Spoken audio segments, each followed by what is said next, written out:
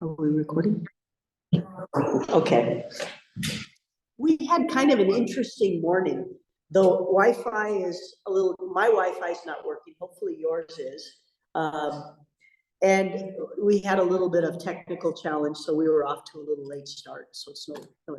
So what I had said earlier that is important for our discussion. I really like teaching economics. I like this course in particular because it's the foundation for everything that you do in your business, not only your studies, but when you go out and you have your own businesses or you're working for companies, the principles that we study in this course are foundational for everything that you need to know and do and respond to in business. And we have revised the course a little bit, so this is somewhat of a new course this year, but I like it even better because in the past, we taught microeconomics separately from macroeconomics, and we discovered that there was a lot of overlap, there was a lot of redundancy between the two courses. So what we've done is we've combined them into one course, and in this course, we are going to explore together both macroeconomic theory and microeconomic theory. And it works better this way because you can kind of see how the two relate to each other, because they're both parts of a bigger system that impacts the global economy. So we start this course with a discussion of, we hear the term economics. What is economics? And this is kind of an interesting question, but we start here so we can kind of set our model in our mind to what is it exactly. And so we refer to international economics as basically it's the study of international forces that influence the conditions in individual countries and parts of the economy, and it shapes the relationships between a country in the United States, or a company in the United States, a company in Asia, the US policies versus the EU. So all of this deals with relationships, and we're gonna take a deeper dive into this.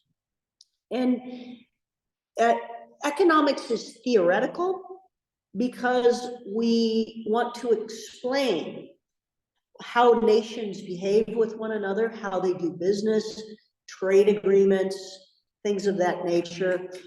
And it's descriptive because we look at the environment where these transactions are taking place. So let's kind of take a closer look at what we mean when we talk about economics. And this is always an interesting subject, even back when I was a university student. We used to ask our professor, well, professor, is economics a science? And the answer is yes, but it's not the kind of science when we think of physics or biology, where we can say we're gonna test the hypothesis and prove in a lab, as we do with physics or chemistry. Economics is a social science, which is very interesting. And that's why I love this subject so much, because as a social science, it is the study of relationships between individuals and society. And there's science that's quantitative, where we can come up with black and white concrete answers. And then there's the science that's qualitative, which is economics, because we have to explain why people behave the way they do, why people make the choices that they do. And so in order to really understand economics, when we began entering into this subject, we have to recognize from the beginning that we have to know history to know economics. We have to know politics to understand economics. We have to understand sociology. and human behavior. All of these things together, we have to consider because they help us understand economics. And that's why I think the subject of international economics is so fascinating, because we have to understand all these different disciplines together in order to understand human behavior. And so when we say human behavior, what do we mean exactly? It's not just any behavior. It comes down to choices. Okay, so this is what's really interesting, is the study of economics begins with a study of choices. Okay, and so let's take a look, if we will, at the basics. And so we look at economics really in its most simplest terms is we study how people make choices. And so under this general kind of umbrella of how do people make choices, we have microeconomics and macroeconomics. So let's take a couple minutes and talk about the difference between the two of these. So when we think about microeconomics, we're looking at the behavior of individuals, okay? So in a microeconomic analysis, we look at a certain market. Are people buying cell phones or smartwatches? Are people buying PCs or are they buying laptops? We're looking at the choices that individuals make, their individual behaviors.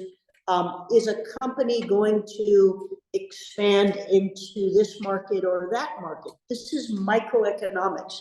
When we examine the choices of individuals, of companies, of industries, is there going to be a market for green technology? That's a microeconomic analysis because we're looking at a specific behavior of an industry. Okay, all of these things we call microeconomics. On the other side, we have a term that we call macroeconomics, which is we're looking at the entire economy. Macroeconomics would be the global economy, the world economy. Macroeconomics would be the Italian economy. What is the PIL? What is unemployment in Italy? What is monetary policy in Italy or the European Union? When we're looking at the entire economy together, that's what we understand is a macroeconomic concept. So the best way to think about micro and macro is that they're like first cousins. They're related, but they're very different. And each perform a very important function to helping us understand economic behavior, which begins with choices. So let's take a closer look at each of these two concepts. So when we talk about macroeconomics, if you're in business and you're thinking to yourself, you're running a business and you say, before we talk about the individual market and expansion, what is the global economy doing? What's the rate of inflation? What's unemployment? When we think in terms of how many people are not working, what is the government's fiscal policy? Is a question of macroeconomics. In other words, is the government allowing a lot of money to go into the economy, the supply? Are they spending a lot of money during COVID, for example? Italy and European countries gave money to citizens that were not working. That would be an example of fiscal policy to try to help the economy as a whole. When we look at trade deficit, and we're going to look at trade more closely during this course, are we as a country exporting more goods than we're bringing in? Or are we importing more than we're exporting? What does that balance do to our economy? These are all concepts of macroeconomics. The pill, or the gross domestic product, the overall productivity, is a question of macroeconomics. When we talk about interest rates, the European Central Bank, if interest rates are high, that means it costs businesses more money to borrow money to fund businesses. We would look at, if we were running a business and we say, well, what are interest rates? It's a macro analysis because interest rates are set by central banks. And debt, if a country has a lot of debt, if they have a lot of deficit, that is a question of macroeconomics, because all of these things relate to the entire economy. And so on the other side, if we say, okay, this is our macro, these are our macro, factors that help us analyze behavior on a more global framework. On the other side, we have microeconomics. So in microeconomics, we're concerned with supply and demand.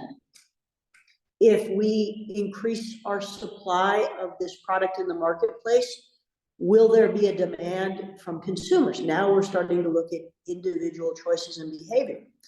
A concept we're going to review together, which is called the elasticity of demand, meaning how will consumers respond? Will demand respond strongly? Will it respond? What is the, how will demand respond?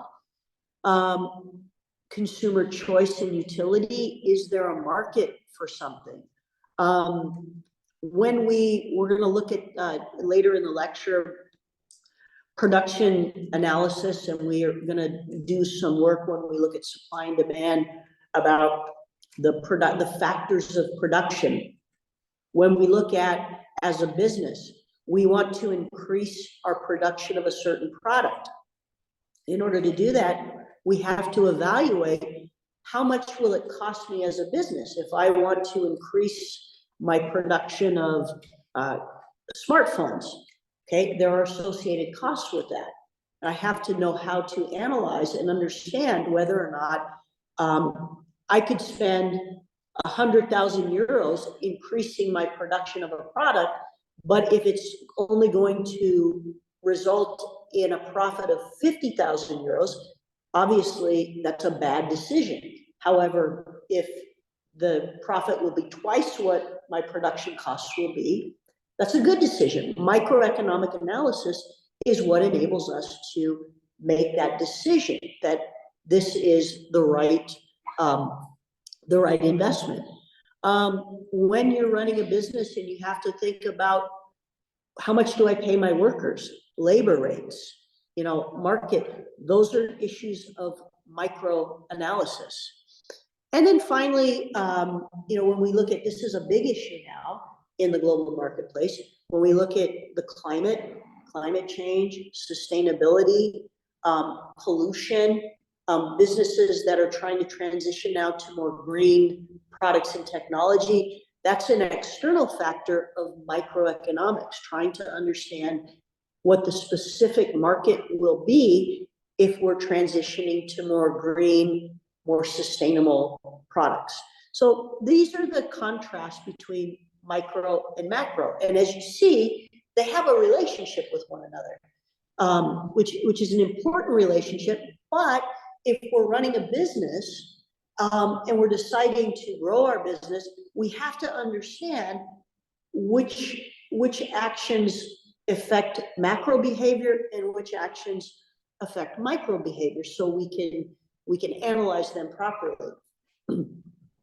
So this particular chart, just kind of concluding our discussion, gives you kind of a final side by side. In microeconomics, we study individual income. Okay, we say a family, what are families on average making?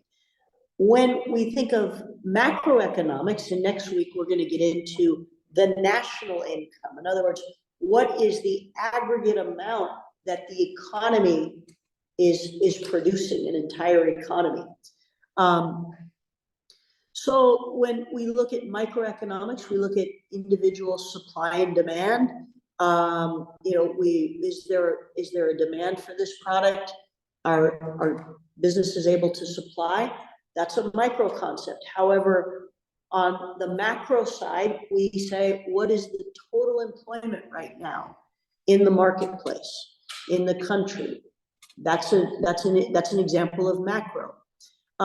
In a micro analysis, we're going to look at, okay, what are individuals, we call households in economics. When you hear the term household, you're talking about an individual unit of decision.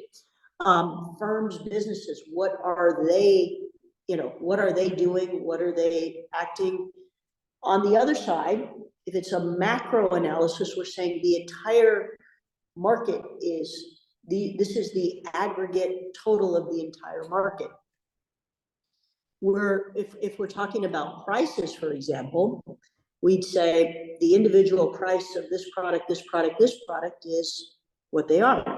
However, in macro, we look at the overall price level, which is inflation. We say the overall cost of goods is increasing by 7%.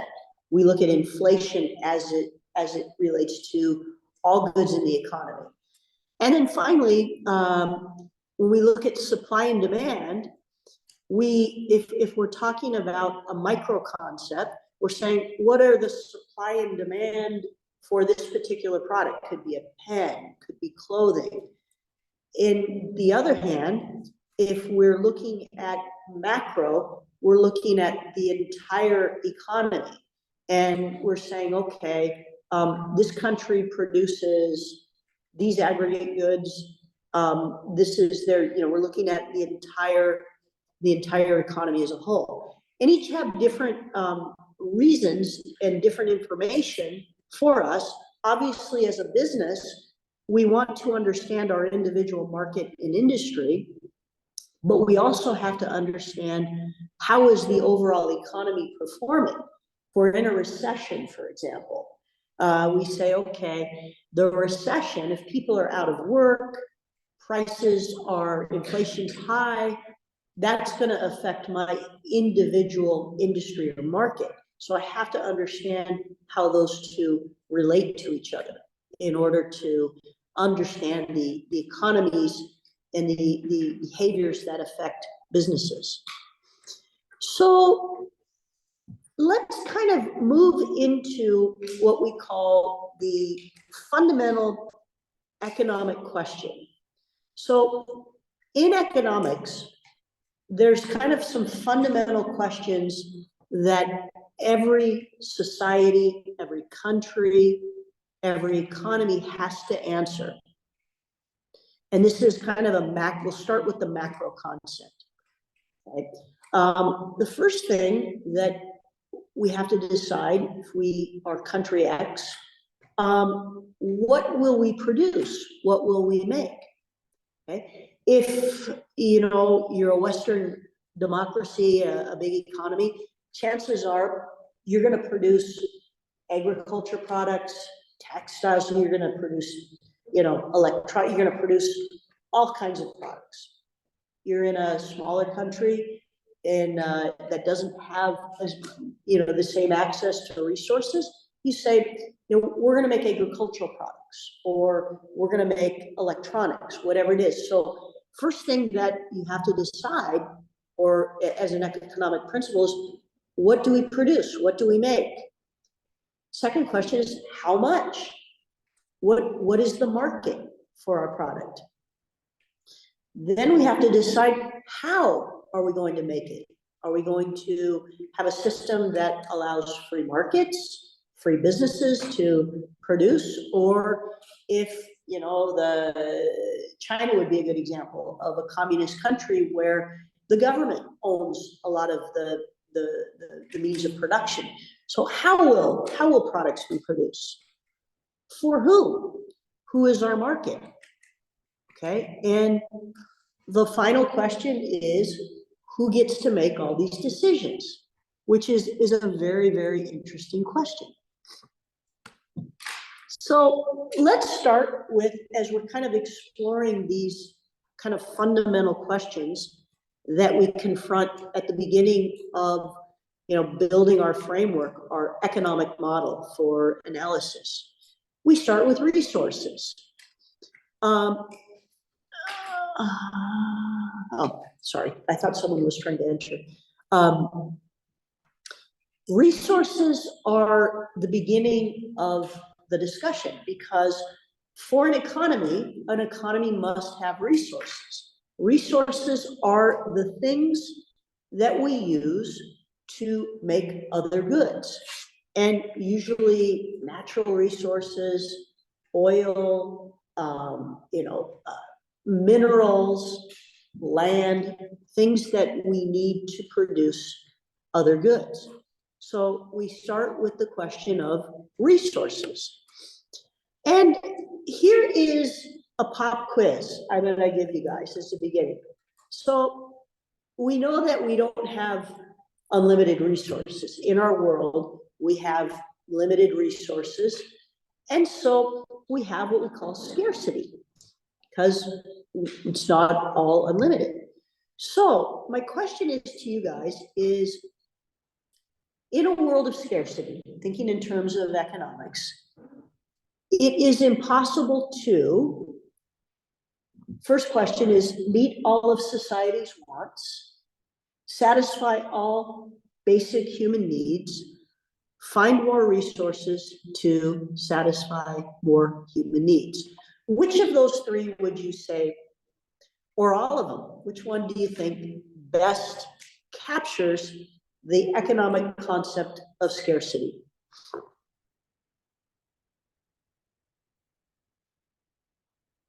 Which of the three would you guys say? The second. The second, okay. The third. The third, okay. So the best answer here, the second is correct. Absolutely, all three of these are correct, but the best answer is three.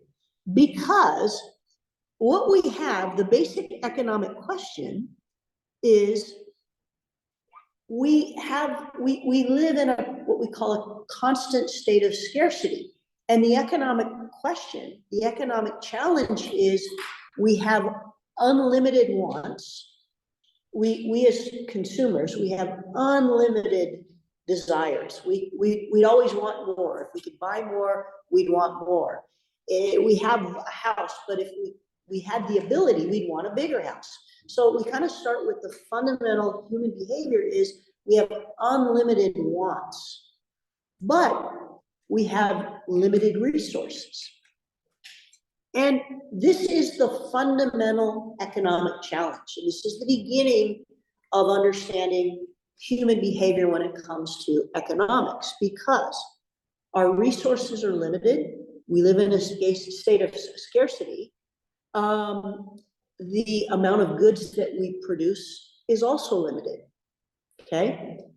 But we have unlimited wants. And so the economic problem, the economic challenge is, how do we manage unlimited wants with limited resources, which is kind of the really the key starting point of what we talk about, the macro and even the micro concept of economics.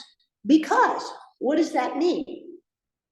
How does the economy manage these two competing things that seem to be in tension all the time? Choices, okay? Because resources are limited, because our wants are unlimited, what do we have to do? We have to make choices.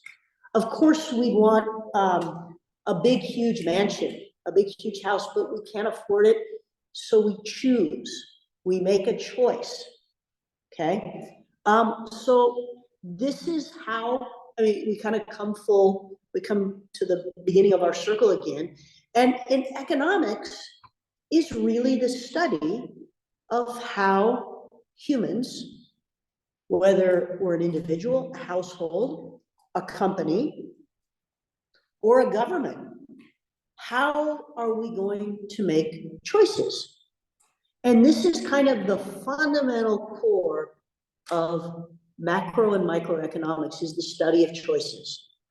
And this is why, in order to understand how we make choices, we have to understand history, politics, sociology, culture. All of these things together are what make economics an important social science, probably the most important social science that we need to be good business people, to run businesses, to, you know, to thrive in the world economy. We have to understand how these concepts interact with each other and how people make choices. So let's kind of take a deeper look into decisions and choices. Okay, so we're going to stop and let's kind of have a little bit of a discussion. And we're gonna explore this a little bit. So tell me, anyone, whoever wants to go, tell me the last thing you can remember purchasing. What was the last thing you purchased? Could be a coffee this morning, could be. Yeah, I think water. Water, okay. What, tell me, you know, we're gonna break this down a little bit. Why did you buy a water? Did you choose one water over another? Tell me a little bit about what you were thinking. Well, I didn't have a choice because it was The only water. Okay. Because there were like the machines Okay. in the house. Why did you choose water over, say, a soda or Coca-Cola or juice? I prefer it. And, okay. It's in a bottle and it's easy to do. Perfect. So these are all the elements of a consumer choice. Very good. How about you? His coat. Oh, you bought his coat. Okay, very good. I chose it because I found a special offer. And it was really good quality. Yeah, we did it because we wanted to flip it for margin. Okay, very good. So, very good. yeah, it was a good offer. We said, why not? Okay, very good. So again, consumer decision making. You chose this versus others because of, you know, these are behaviors, tastes. Very good. And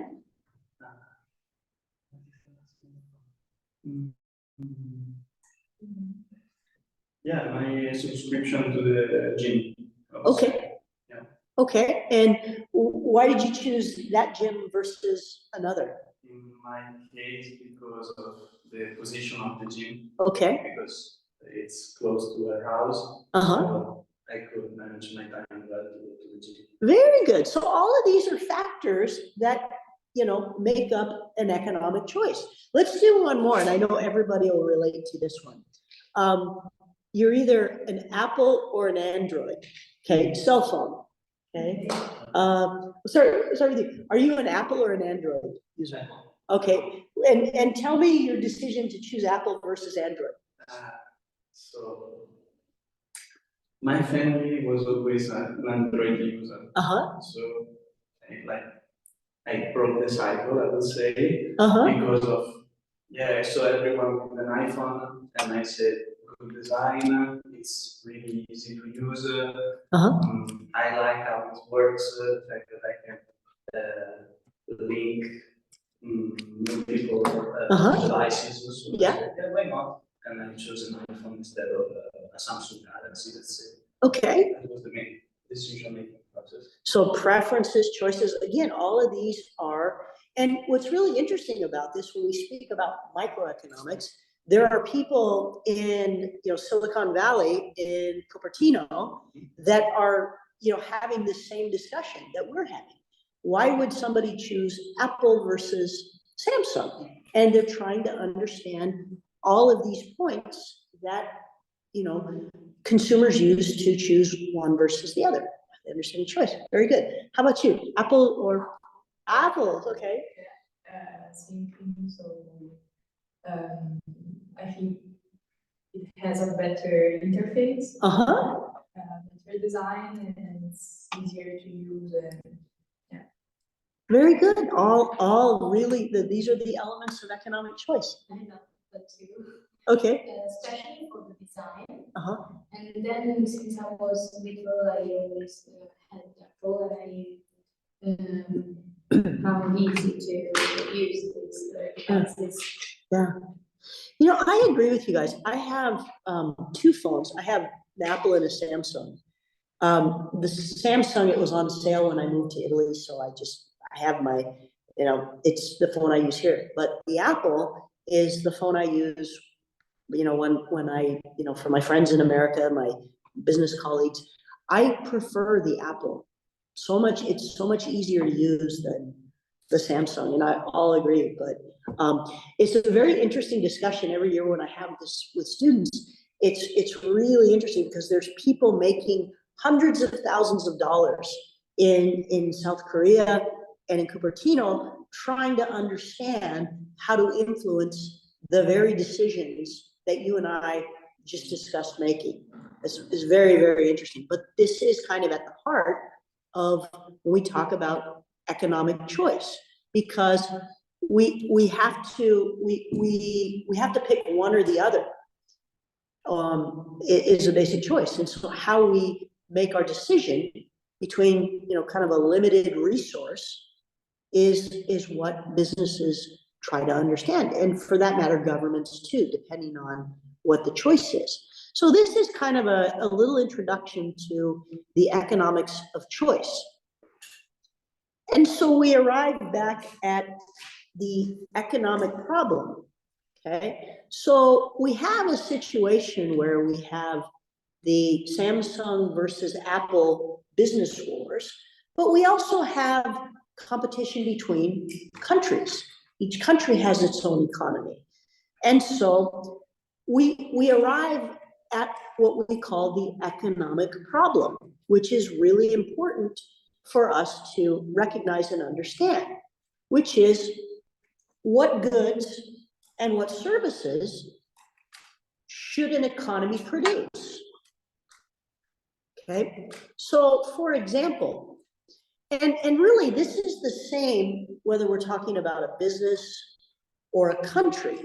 And for example, but we'll talk in terms of an economy. For example, we're country X. Should we put our emphasis on agriculture, manufacturing, services? Suppose, for example, we're a small country in the Caribbean, okay? We're a vacation zone, okay? It wouldn't make sense to say, let's put a big automobile factory.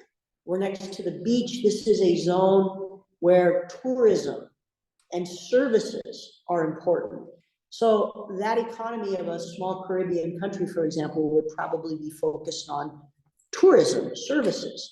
Okay, so this is the kind of things that the economy has to understand. What goods or services are we going to produce? And then the second question is how? Are we going to use labor? Are we going to use our land? How are we going to use the combination of both in order to be efficient? We're going to look at an efficiency model in just a bit, probably after our break.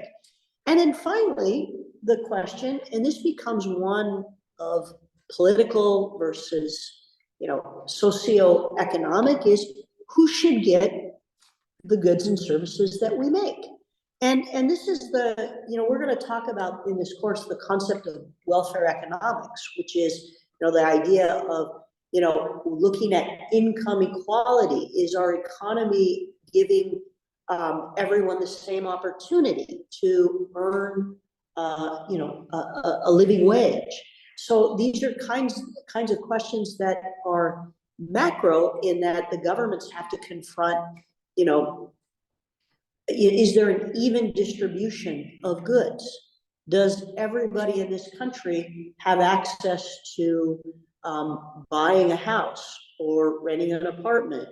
Does everyone have access to a job? All of those things we have to look at from the standpoint is there a fair distribution of the goods and services that our economy is producing? Or are we a country where, Mexico is actually a really good example. When you grow up in the United States, you're very close to Mexico, and you tend to go there a lot for visits.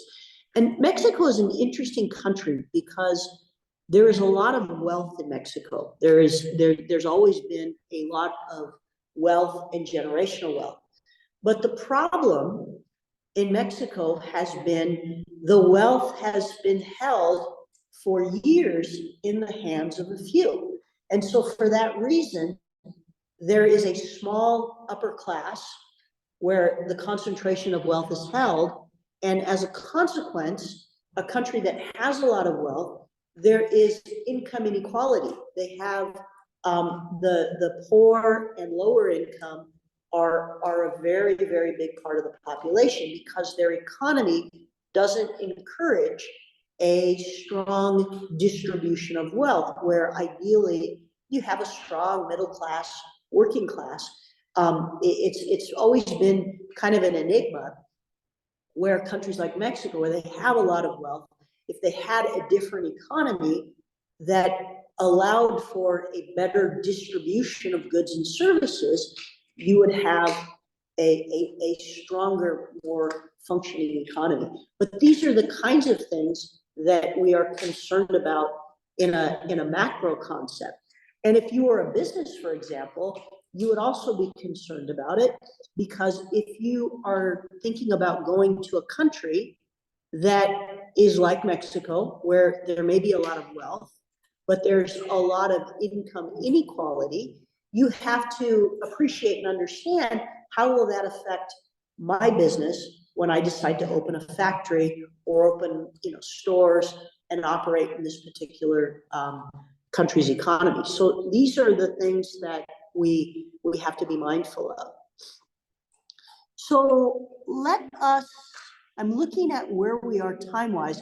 I want to go for about, let me cover opportunity costs. We're going to take about 10 or 15 minutes, cover opportunity costs, and then we'll take our morning break. We usually, it's my practice, go for about an hour and a half, then we take a 15-minute break, and then we'll finish the lecture. So we arrive at, when we think about choices and how consumers, how businesses make choices, we begin our deeper look at this with what is called opportunity cost. Very, very important concept. And it's something that we're going to return to again in related concepts in the course. But in its simplest term, what is opportunity cost? So an opportunity cost is, let's go back to our Apple, Samsung, or it could be a computer, it could be an Apple computer, a Lenovo, a Dell, CA384. Okay, and so I make a decision. I decide to pick this computer. That decision has what we call an opportunity cost. Okay, what is the opportunity cost? The opportunity cost is the value of the next best alternative that I gave up in order to make this choice. Okay, so I bought the Apple for, say, 2,000 euro. The Dell was 1,500 euro. So the opportunity cost was the Dell that I gave up for. So the opportunity cost would be the difference in value. 500,000 or 500 euro was the opportunity cost. I paid, that was the difference between the choice I made. The Dell was the value of the next best alternative. Okay, so why is this important when we analyze choices? Because we use the opportunity cost methodology, analysis, in order to understand if the decision we make or we want to make is the correct one. And so we often, this is where opportunity costs becomes very interesting. We're going to look at a formula in just a moment. We often express opportunity costs in terms of quantitative money, statistics. And in fact, the computer example I just gave you, I gave you the 500 euro difference was the opportunity cost. However, this is where it gets interesting. I say to you that was part of the opportunity cost, but the non-monetary difference was I wanted a higher quality computer. I wanted something that had more functionality. So there are non-monetary things that can go into our decision making. But at the beginning, the foundation of opportunity cost, so we understand how this works, starts with kind of the quantitative or the monetary difference. And why is this an important concept?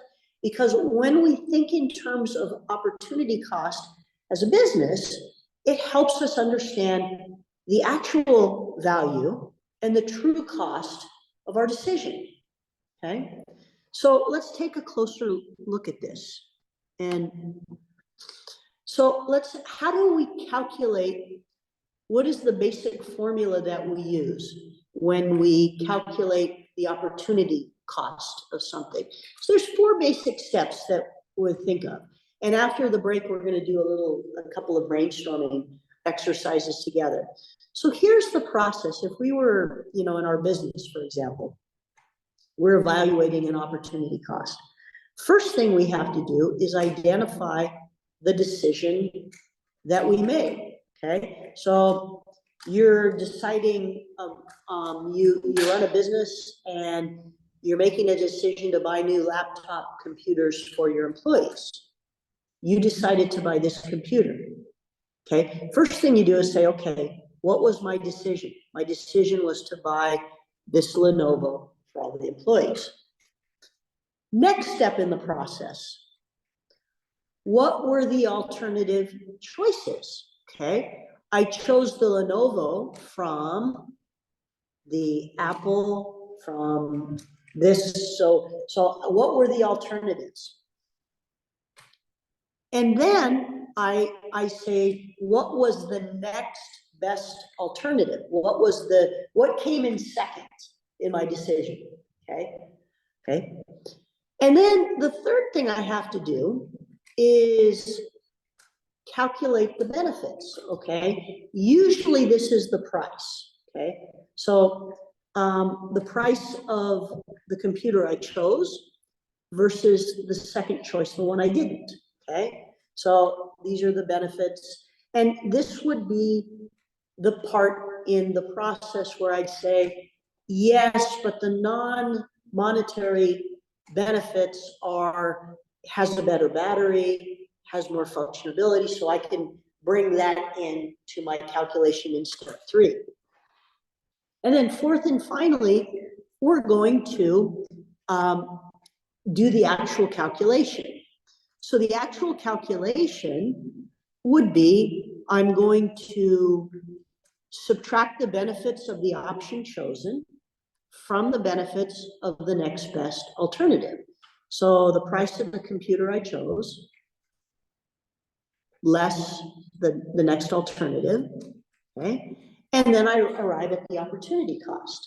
So we stay with 2,000, 1,500, my opportunity cost was 500 euro, okay? And then of course from there, I can evaluate whether or not the 500 euro opportunity cost was worth it because of these other benefits. But now we have kind of a framework for our decision, okay? This choice cost us 500 more per computer. Now we could also look at that and say, if we were trying to make a decision, we say we want to buy this one, what would the opportunity cost be? And we say, We have to buy, say we have a group of workers, 20 workers. So for every computer we buy, it's going to cost us 500 more if we go with this option. We say, you know, the opportunity cost is just too high with this choice. This is our choice. So this method of analysis helps us confirm our choice and our decision. You know, and it's funny because we do the same thing as individuals. Like, for example, there's some, I've like, when I've gone to buy water, I'm always amazed because I always think water is water, right? So I'm in the train station, I want to bring a bottle of water on the train.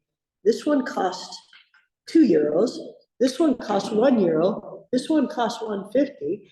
And without even thinking about it, we go through this opportunity cost analysis in our mind. And I say, I'm buying the €1 because, you know, water is water.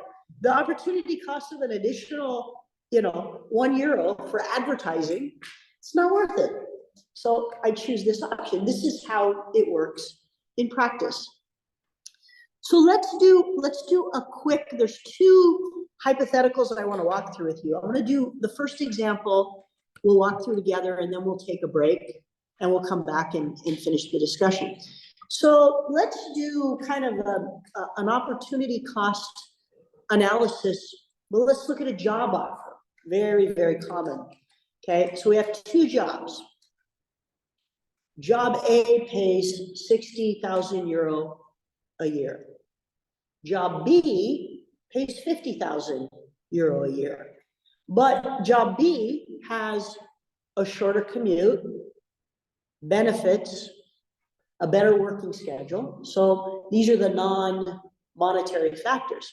So if we were going to calculate the opportunity cost, we were confronted with this decision, we would say, okay, the amount of job A, 60,000 minus 50,000, job B, we have an opportunity cost of 10,000. If we take job B, it will cost us 10,000. However, if you guys wanted to evaluate, once you've done the first step in this, what would be your further evaluation of the non-monetary reasons why job B could be the better choice? What would you consider? Because of the shorter commute, sure. Very good. Are they worth 10,000? Yeah, because then you could say, okay, how much will I spend on gasoline for my car? Will it be, you know, more than 10,000 less? So now all of a sudden, you evaluate and you say, okay, I'd rather make 10,000 more. Or, you know, they're going to give me free gym membership, you know, all of these, they're going to give me, you know, private insurance. Okay, so, but here you see, now we have a base. We start at 10,000 and we say, this is our opportunity cost. And then from there, we can consider the non-monetary value to decide whether, you know, we decide with A or we decide with B. When we come back after break, we're going to look at more examples from the standpoint of a business. If we're deciding, for example, should we add another product to our business? We're going to look at how we use opportunity cost analysis in different scenarios that I think will be very, very interesting. We'll do more discussion. So let's go ahead from here. Let's take a 15-minute break, and we'll see you guys on the other side of the break. Leonardo, we're going to take our break. We'll be back We'll be back in 15 minutes. Okay. Okay, I'll leave this open so you don't have to hang up. We'll just leave this open. Okay. Okay, perfect. All right, excellent. We'll see you guys after break.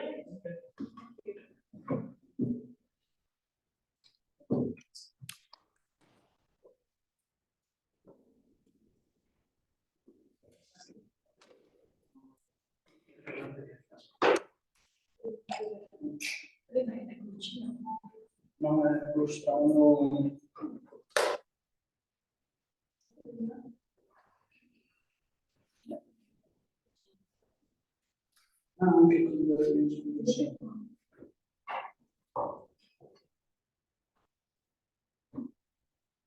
Sì, sì. Oh, è capitato, sì. Vuoi piegarlo? No, adesso bello.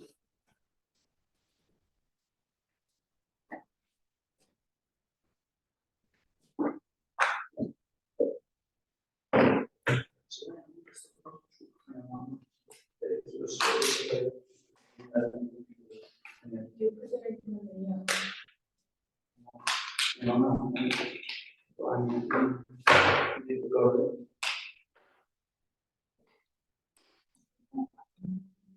Sì.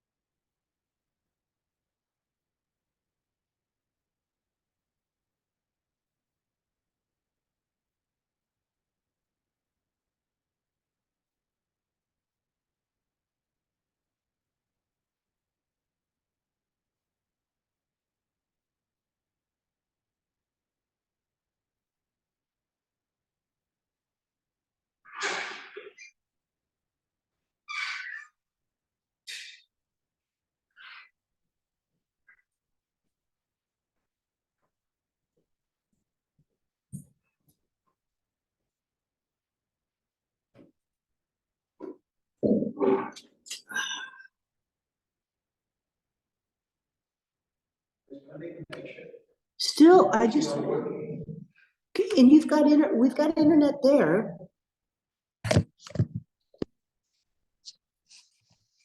No, that's fine. Can't connect to this network. It's,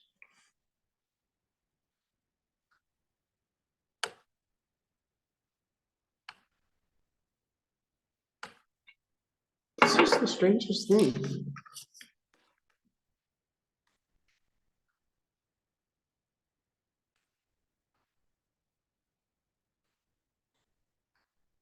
Really?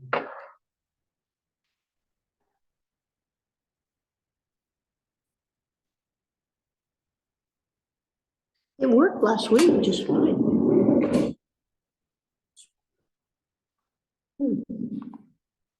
It must be my computer. Do you have the ID of your laptop? Have what?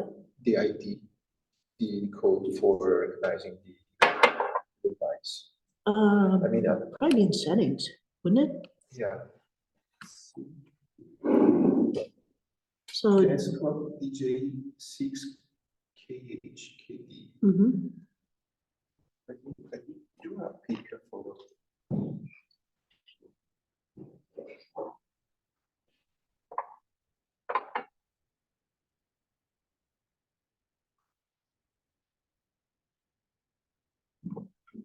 So the Wi-Fi is on and it's picking up.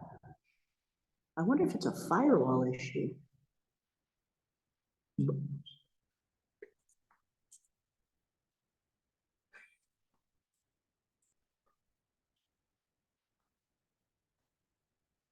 By the way, there is in the other room, Mohammed.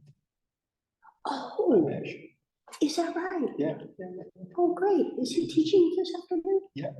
We moved the class with the third year here. So What time does their class start? 2 p.m. Oh, okay, so I get to say, 1:30 is, we were interviewing, if you want to participate, it's only 30 minutes, the Oh, MBA yeah. candidate. Why not? Yeah, Why not? yeah. And we have at 2 p.m. 2 to 3. Oh, 3? Free? Yeah, probably free. 3, yeah. So, connect.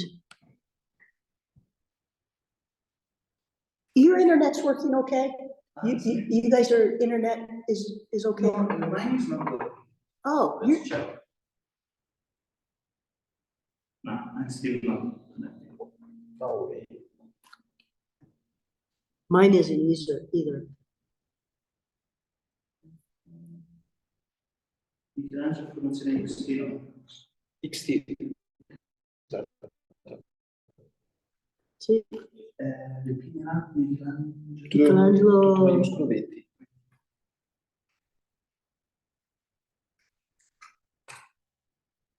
Now it says connecting. No?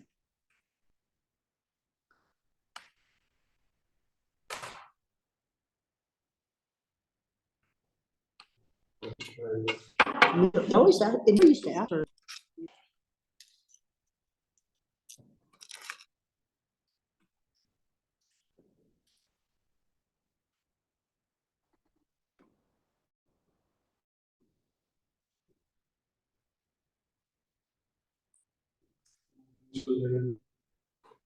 Non funziona? No. Neanche io. Okay. It doesn't like me today. It wouldn't be the first person. Can I try again? Yeah, yeah. Just.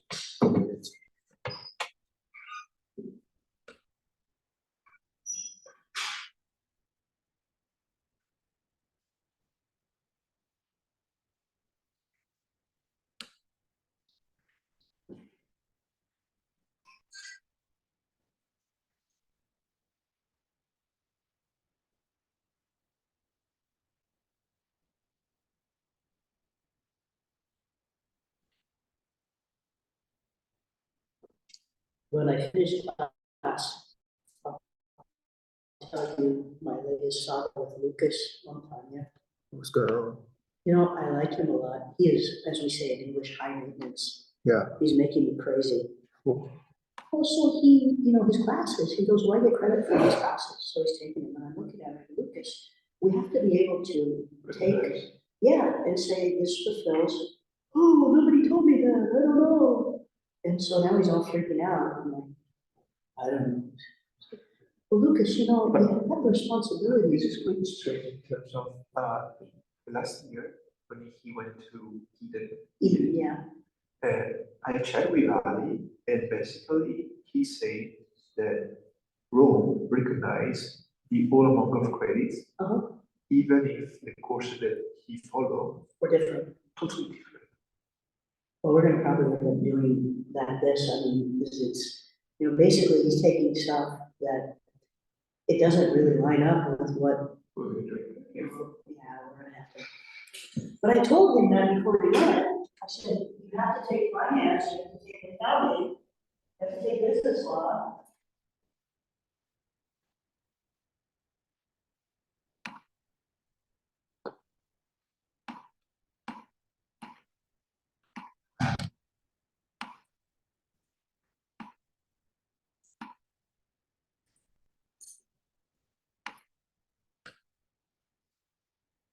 So like, I got up this morning around 5, and there were like 3 messages on my phone on WhatsApp, because I need to talk to you right away, Professor. No way. Lucas, relax. But I had a chat with him during probably December, Yeah, saying that we record the classes, we are trying to figure out Yeah. how he can follow the online class. And I think it's on that point. No way, I want to, how can I say, don't allow the computer to remember the connection. Manage node connect networks. Forget.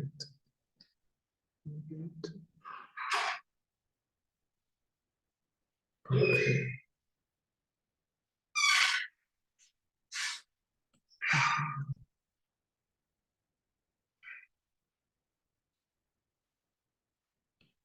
you didn't have those, the only one online. Sophia sent me an email. She's gonna connect.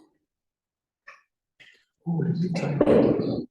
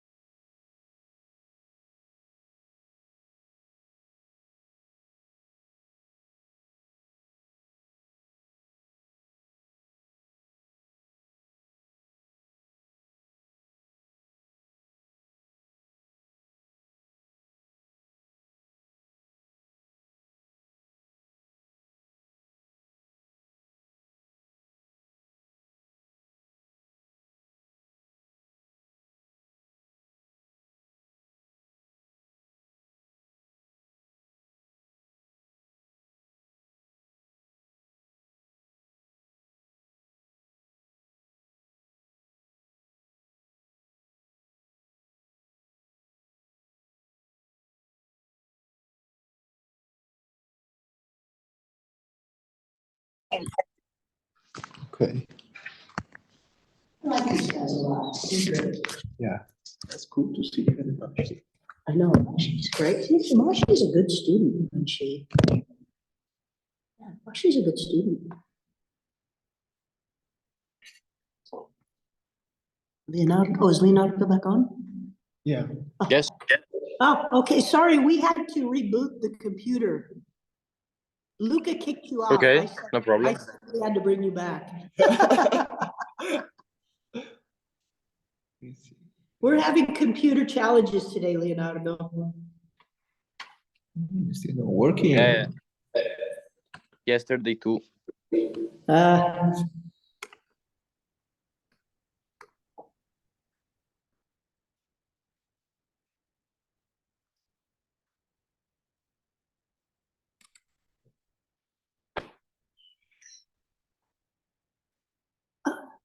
Connected, secured. No way. Oh my God. No way. High five. I don't know what I did, basically, but it works. You are a genius, my friend. We don't know what's going on. Genio. Genio.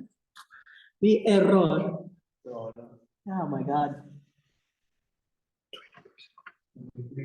Luca is the man. He can solve any problem.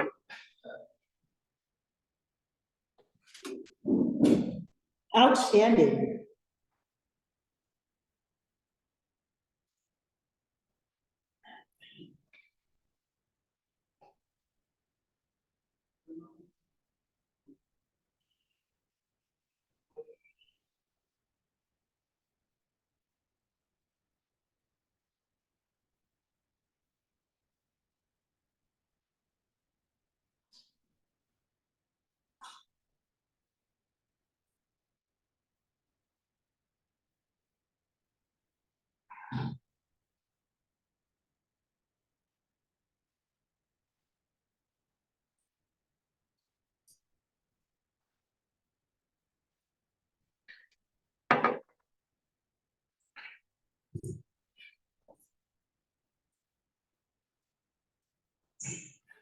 Okay,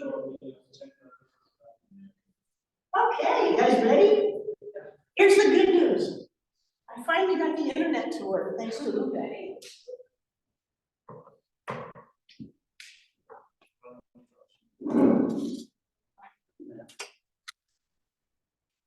Luca is the man, the genius.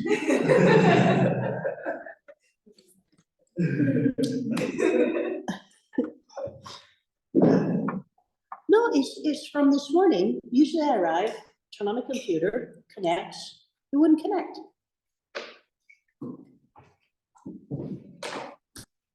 Oh, no, it's like such a, we are like schiavi to technology, you know, we are, just like it runs our life. Oh my God. Okay. Is it warmer today or cold? Yeah, It's good, but it's a little bit warmer than the last day. No, yesterday in Milan, it was like spring.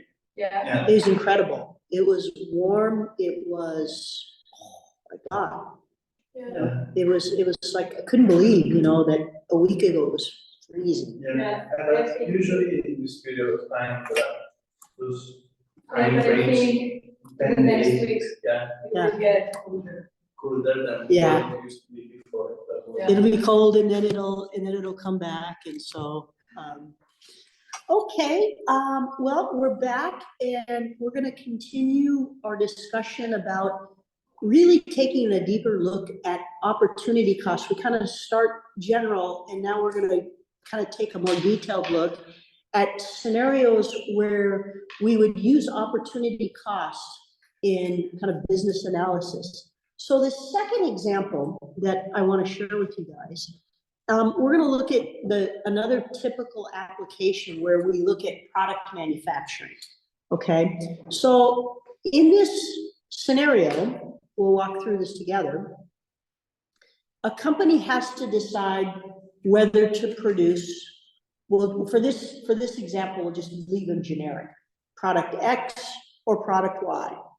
And so all of the other variables for this little exercise we're going to do are equal. So each product would require the same space in the factory, the same labor, same machinery, all things are equal. So the company has to decide, are we going to produce X or Y? So now here's the basic information. So with product X, now we're looking at a little bit more of a complicated analysis, but the principle's the same. With product X, we can realize revenue of 100,000 euro, say in a year, but we have costs, variable costs of 40,000 and fixed costs of 20,000, okay? Product Y, on the other hand, we can earn 80,000. Our variable costs are 30 and our fixed costs are 15. So if we were going to do the calculation, deciding whether we produce X or Y, what would be the opportunity cost?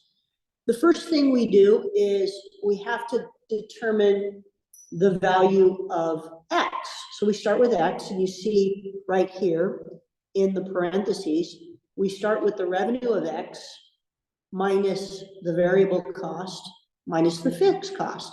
So we go down here and we say 100,000, subtract 40, subtract 20. So that leaves us with 40 for our formula. Then we do the same thing with Y. We say, okay, we say 80 is the revenue we earn, minus our fixed and variable costs, which are 45, and we arrive at 35.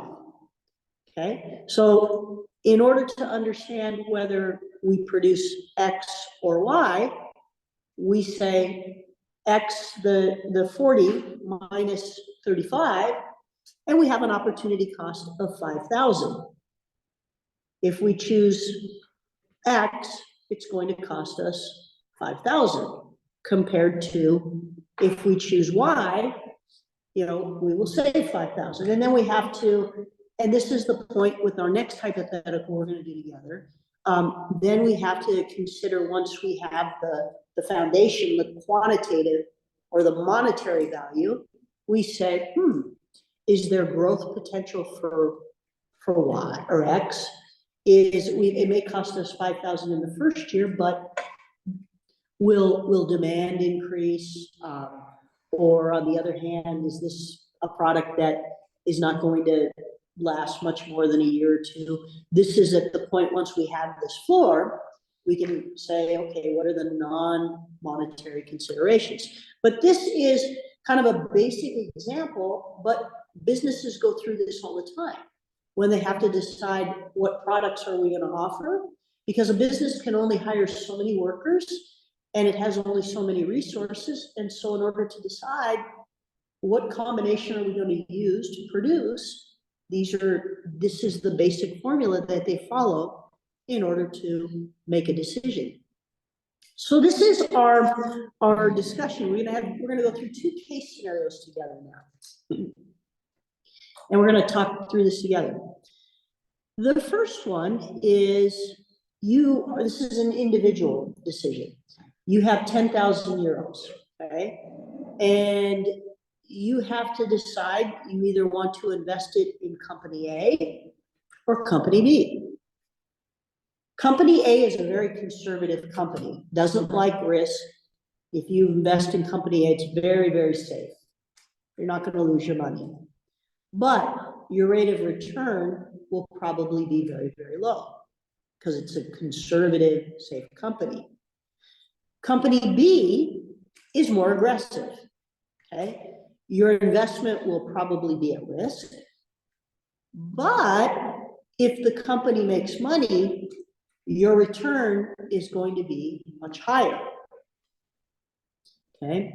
This, in fact, was the scenario presented by Microsoft back in the 1970s. There was this little small company. There was like, what do you mean there's going to be a computer in everyone's house? So there's this company like Microsoft, and then you have maybe General Electric. You can put whatever the substitutes.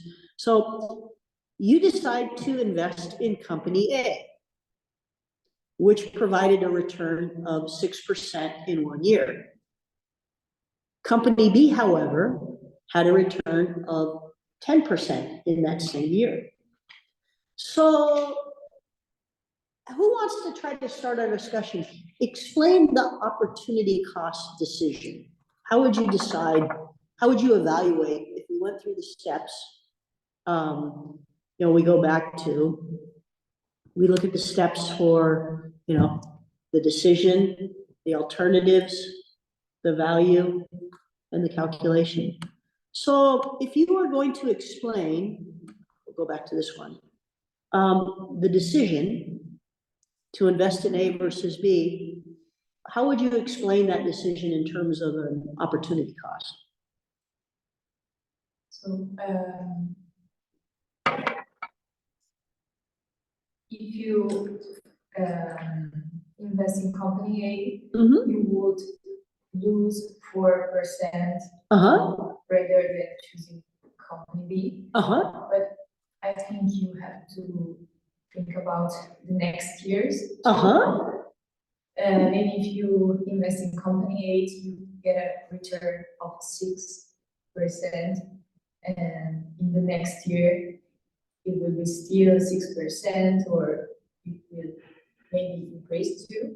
But if you choose company B now, you have a return of 10%, but maybe it's just that year, and in the next years you won't have a return. Outstanding, because it's a very risky, they like to take a lot of chances, a lot of risks. Very good. Anything else? How else would you? Yeah, for sure you're going to lose that 4% in 1 year. But taking into account that company B is more aggressive, maybe they have more room to improve.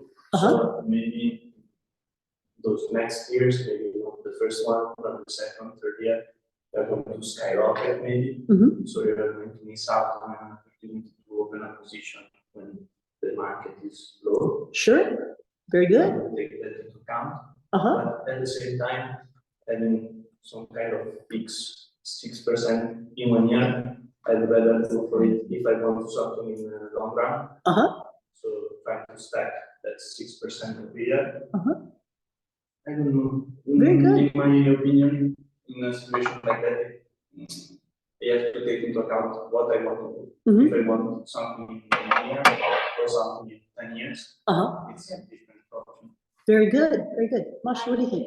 I agree almost with them, especially because if we're talking about company, we don't talk about like 1 million, I think. Uh-huh. It's 4 years, Uh-huh. so I think that the 6%, a fixed 6%, it's better than a risky 10%. Very good, very good. So this is exactly the correct analysis. And you know, there's no right or wrong answer from the standpoint of, as long as you can explain the reason for your decision. If you were sitting in the board, you know, say I'm the CEO and I say to you guys are the top managers, I say, why did we lose out on this opportunity with B?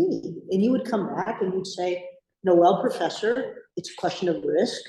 We need to make sure that we have a secure investment long-term. There was too much risk with this. It may have returned, you know, a 10% in this year, but in future years, you know, you could lose all that money the second year. Absolutely. So I think that 10% is not a lot more than 6%. Maybe if it was like 20%, I would take the risk. Very good, very good. When we start looking at what is the margin, and we're gonna get into kind of margin analysis later, but this is exactly right. You say you're explaining the opportunity costs in terms of, for that small amount of increase, taking all of the risk, it's not worth it for us, okay? Very good. I think that I would also take into account how much 10,000 is to me. Like, what percentage of my possible capital 10,000 is. If it's 2% of what I can invest, then maybe I will go for company B. If it's 50% of what I own, I will go with company A because it's safer. Yeah. I don't know. Very good, very good. I mean, and this is the analysis too. For example, you know, when I said in the beginning, this, you know, the principles of micro and macroeconomics touches everything we do in the business world. I teach mergers and acquisitions, and you know, when we have that class together, we talk about market behavior. How do investors make decisions? You know, what do they consider? This very principle of opportunity cost comes into account when a company decides to buy another company, when an investor decides to invest in this company versus that company. These are the very steps in the analysis that investors go through. Some people say, I have a high risk tolerance, I'm a gambler. Others say, no, you know, we have a fund of investors that we have to be responsible to. So we're not going to gamble with their money. We want a safer investment. So this really illustrates kind of the fundamental nature of the process that both businesses and individuals make in the context of both micro and macroeconomics. So really good job on this. Let's take a look, if you will, at the second and final one. So this one, we're going to build in this scenario a little bit. Now you're a small business owner and you own a company that produces smartphones and smartwatches, okay? But this is a very real world scenario, because when the global economy goes into a downturn and the cost of resources starts becoming costly, like lithium, right? So now you have limited resources and you have to say, we have to decide on an allocation of production between the two products. Smartphones have a higher profit margin. but smartwatches seem to have a growing market demand. Okay, so I deliberately didn't include numbers in this scenario because I want you guys to think about the concepts. Okay, we'll add numbers back later. But in terms of the decision, let's outline the decision together in the process of operation. So the first is we identify the choice. Choice is smartphone, smartwatch. What are the values of each? If you were trying to make this decision, what would be the value of one, the value of the other? I think a smartwatch is around 1/3 of the cost of a smartphone. Okay, so they have higher smartphones. But the thing was that the demand for smartwatches are increasing. So we have in this scenario, we see smartwatches have this growing, we're looking and we say, year after year, more and more people are wanting to have a smartwatch. So, and here's a business, and I say, kind of what your point was earlier, you miss out on an opportunity. Okay, but your point is well taken because we're making big profits right now with selling smartphones. We have to understand if the demand of smartphones are increasing or are going to stay the same. Okay, very good point. And then we have also to understand if the smartwatches could reach for so, supersede or the demand of the smartphones, so that we could get more profit. Very good, very good. So now we're starting to add into this scenario. We have in our present day, it will cost us this much money to produce smartphones. It'll cost us this much money to produce smartwatches. Today, we know smartphones make more money. But now we have to expand our analysis to say, okay, what about tomorrow? As you point out, how are there going to be that many more new consumers buying phones versus, I don't have a smartwatch yet, but it seems like, we're going to have new people in the market. I think smartphones are like people will always want to have a better smartphone. Right. Will want to invest more in their smartphone, in their potential. But I think smartwatches in these years are yet growing, but not too much. I think people still want to have, prefer to have good products instead of a smartwatch. Like if a person who is rich, who has money to invest, I think will prefer to buy a good quality watch. Very good. Yeah. Instead of a smartwatch.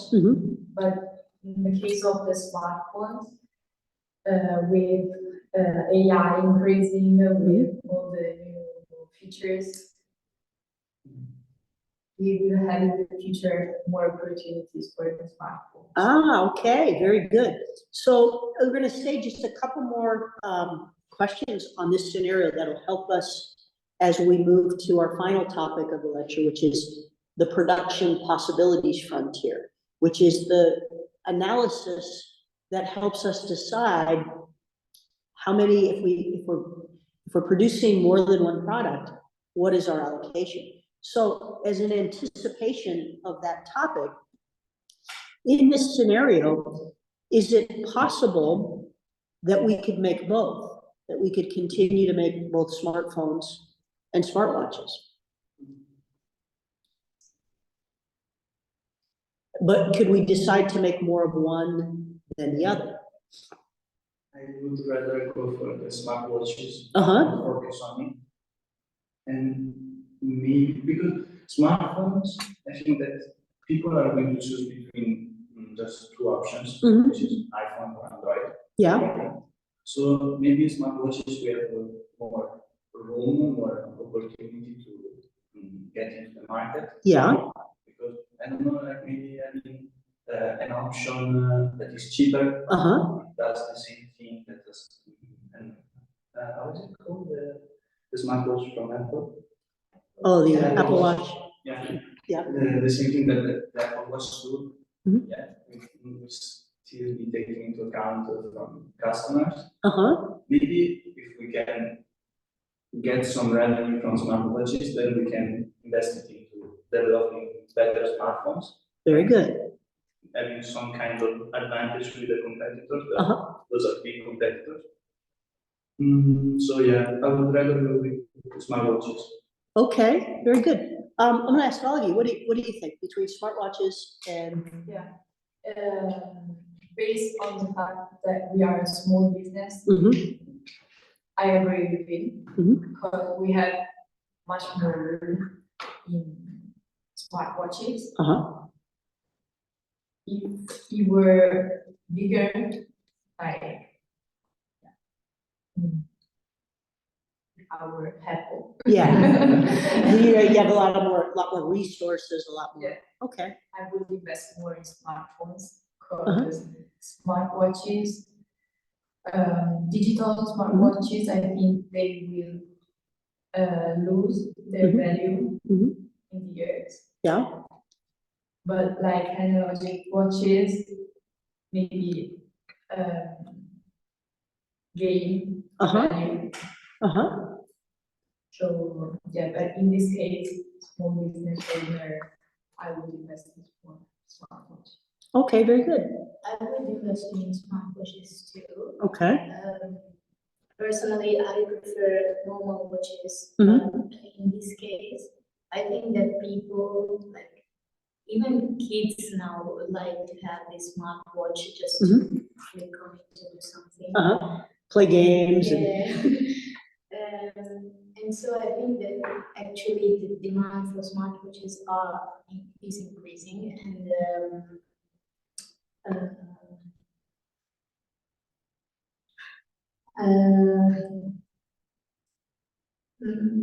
I have like accounting at the moment. Okay. Well, I'm gonna start with you on this next round. This is a good discussion. So I agree with all three of you, basically say we should continue to make both, okay?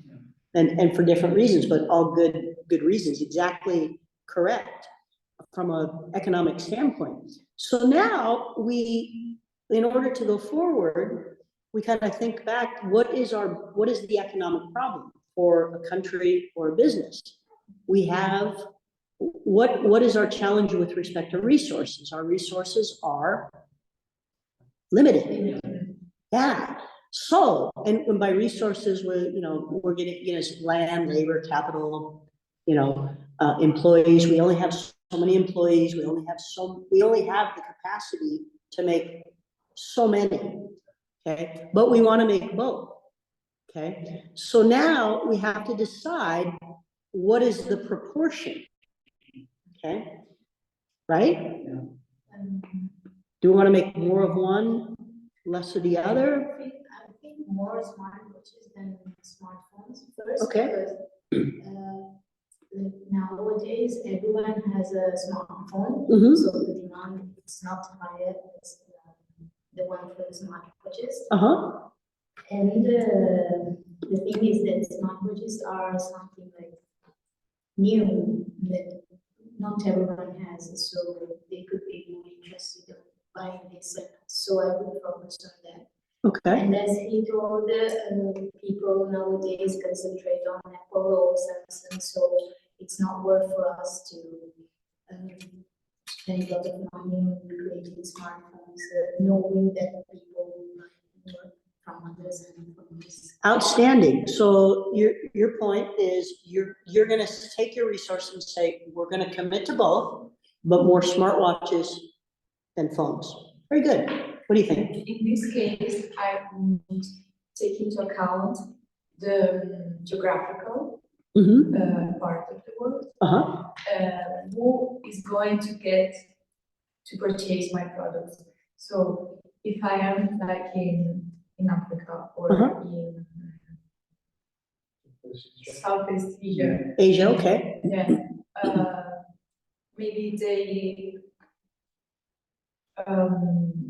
still don't have the ability to, the economical ability to purchase a smartphone. Uh-huh, I think they would rather prefer to buy a smartphone. okay, So I would produce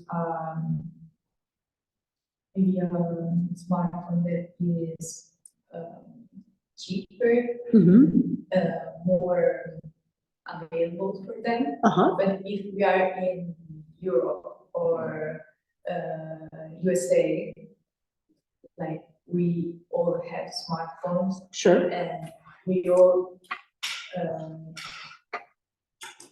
decide between Apple and Samsung. uh-huh, So I would rather invest on smartwatches. okay. So are you still gonna you're gonna produce both the smartphones and the watches? Depending on the area. Okay, so same thing, you have to decide the allocation between the two. Very good. And what do you think? So, taking into account the limited resources that I have, Uh-huh, I would say like 70% uh-huh, of my resources will go into smartwatches. uh-huh, The 30% that I still have will go into smartphones. uh-huh. But in my opinion, not to produce it yet, to develop it. To develop it, okay, very good, very good. I like the way you guys are approaching this. So this was kind of a little riscaldamento for the final concept that we're gonna talk about, which is a related concept that goes with opportunity costs. We call it the PPF, or the production possibility frontier. It's often called the production possibility curve too, but we'll refer to it with its acronym of PPF for purposes of this. So this is a really important economic model that is, again, goes, as we say, hand in hand with the opportunity cost evaluation. So it helps us. We're going to look at a graph in just a moment, but this is an economic model that shows how an economic actor, okay, a company, a country, for example, how we can make trade-offs in the production of different commodities or product. So in other words, if we use the last scenario, we're small business people, we say to ourselves, all right, we're making a lot of money off smartphones. We see the future with smartwatches. We want to make both. The production possibility curve, or frontier, is the model we use that helps us understand how we can make these trade-offs in our production. So in other words, as we're going to see in just a moment, this is a curve that illustrates the possible quantities that can be produced if two products require the same basic resources. So in my factory, for example, I say, all right, if I increase my production of smartwatches by 10 units, what happens? We have resources. That means I'm going to be making less phones.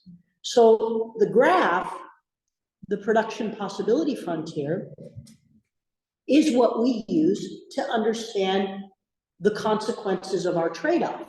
So if I put, 90% of my resources into smartwatches, how many smartphones can I make? Because I'm using the same resources to make both. If I'm devoting more of those resources to one product, what is the trade-off? What is the consequence for the other? So the PPF we use in business to help us understand what happens with the trade-off.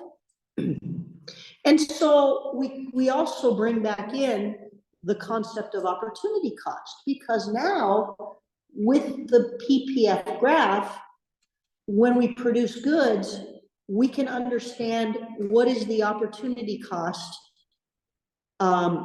when I take resources away from producing smartphones and put them into the production of smartwatches. And so the PPF is what shows us the maximum amount that can be produced. And we illustrate this, we understand this by using the production possibility frontier or the curve. So this is an important concept. We're going to spend a little time chatting about it and look at some hypotheticals for discussion, but let's look at the first one. So this is a typical production possibility curve. And so we see on this axis, we have, this is a country that makes both wine and cotton. Okay, I know which product I like between wine and cotton. It's not cotton. So this is a country, this is a theoretical, a hypothetical country. Okay, and let's say in our hypothetical country, the country has resources to produce only two products, wine and cotton. Okay, so this blue curve, in future classes, we'll talk about how the curve is constructed, but for now, this is, all of the data has been plotted. So this is just to help understand how the curve works. So the blue line represents the PPF, okay? And so A, B, and C are points, excuse me, that are plotted on the curve. And what the points on the curve represent is if you're producing on the curve in amounts, so like for example, if I'm producing at point A, I've determined that I'm using all of my resources efficiently in this allocation.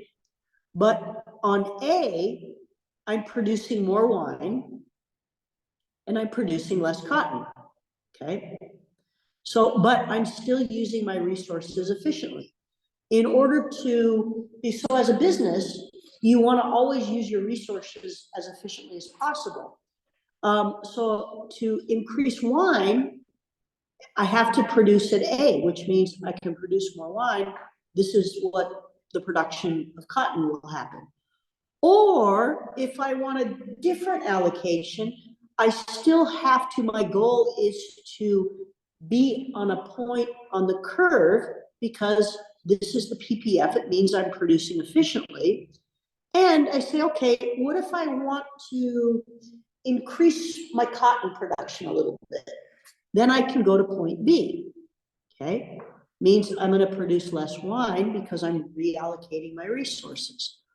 Or I say to myself, I really wanna make more cotton. So I go to C and we see the consequences. The opportunity cost of producing more cotton is that we give up a lot of units of wine. So, for example, if we go to B here, we'd say producing 5 units of wine and 5 units of cotton, okay, means this is, we're equal, is equally attainable as producing 3 units of wine, which is if we go to C, which means we'll produce 7 units of cotton. So in other words, looking at the various points along the curve, you can go, say, okay, to go here or here, you have to say my resources, in order to use my resources efficiently, I have to produce at one of these points, okay? So the opportunity cost of B is your, equilibrium. There's 5 and 5. However, if I want to produce more cotton, the opportunity cost is less wine in order to use my resources efficiently. Or if I go to A, The opportunity cost is more wine, less cotton. So this is kind of the basic concept of the PPF, because our goal as a business is whatever allocation we choose, we want to make sure that we're using our resources efficiently. Because as we're going to see in just a moment, what we call the Pareto efficiency challenge, if we are not producing at a value along this curve, it means we're using our resources inefficiently, which means it's costing us money as a business. So for example, if we are operating at a point inside the curve, let's look at X, for example. We're sitting down and we're trying to understand the allocation. We're all brainstorming, and I propose, well, how about if we only produce three units of cotton and 3 units of wine? That'll put us on X. And then you all look at me and you say, Professor, the Pareto effect, if we follow your suggestion, we're losing money. We're not using our resources efficiently. And we say, oh, okay. So this is why this is important, because if you're trying to decide between your resources, you have to make sure you're using your resources efficiently. Otherwise, it's costing your business money. You're wasting your labor. You've got too many laborers, you're buying too much, you're buying too much lithium, you're wasting your resources, and it's costing you money. Now, let's talk about why. Okay, so, and this is more of a macro, and it's also more for a business, but the why represents impossibility. So you're a country and you say, the demand for wine in the world, especially after the pandemic, everybody wants to drink, is at an all-time high. So we want to produce this many units of wine that will be out to, but we still have to produce cotton, right? And then I come back and we say, we don't have the resources. We cannot do it.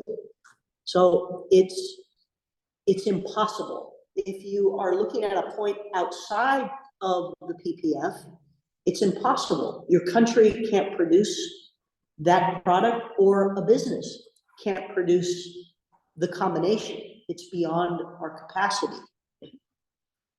So this is why understanding kind of the basics of how the PPF works is really important, because it helps us not only understand opportunity cost, but it also confirms whether our allocation would be efficient, whether it's inefficient, or we're making plans for something we have no capability of doing.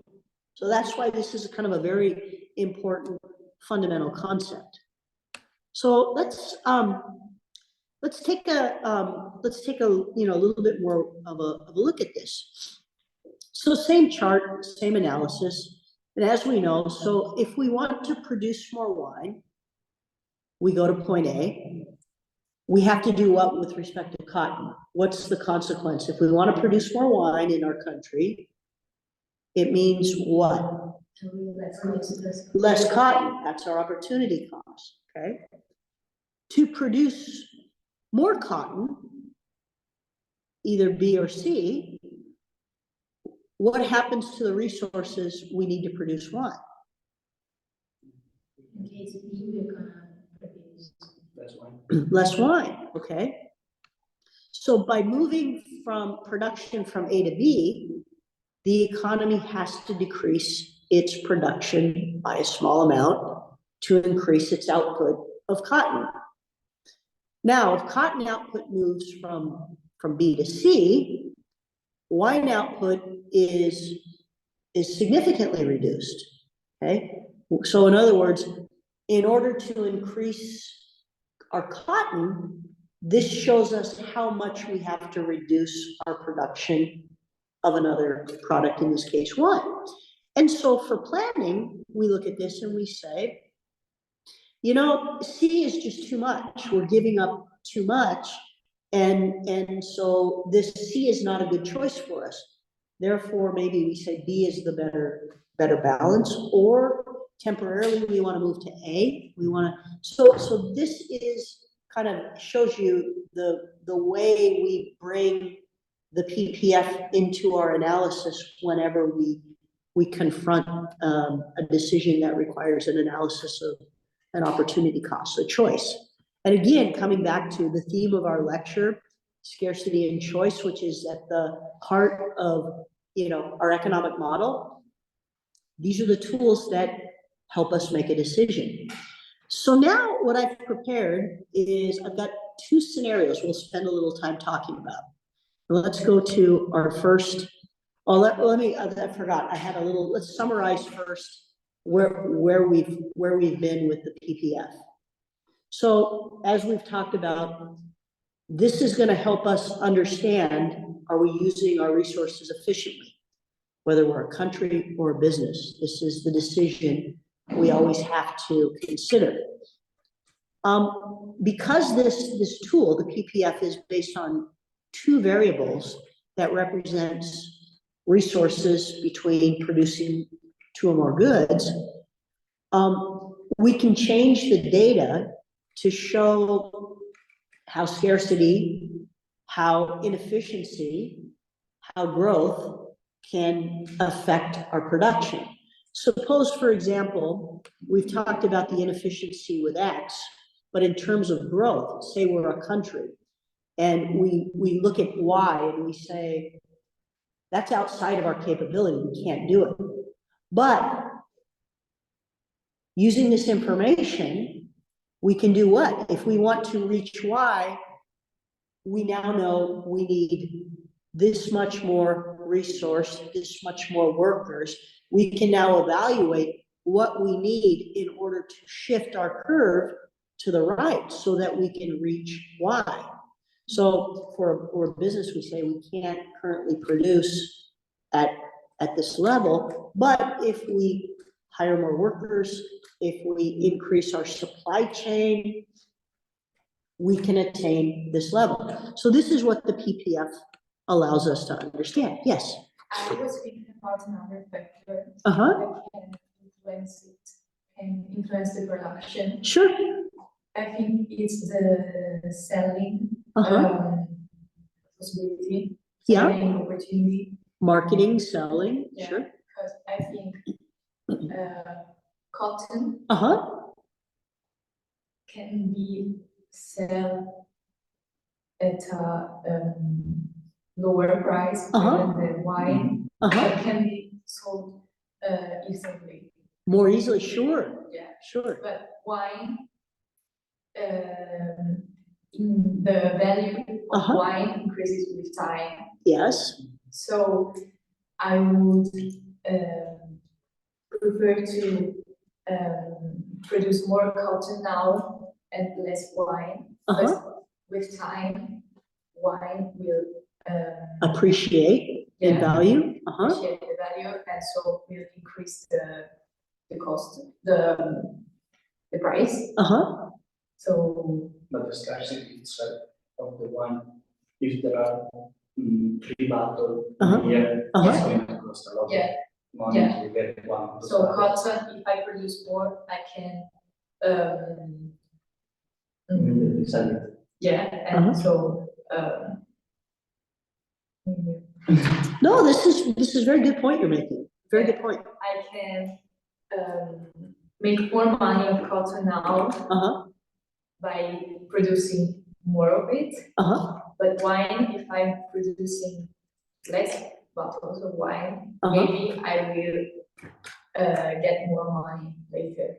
Yeah, sure. No, I like the way you analyze this, because this is exactly when we think of opportunity costs, we say, how do we make the choice?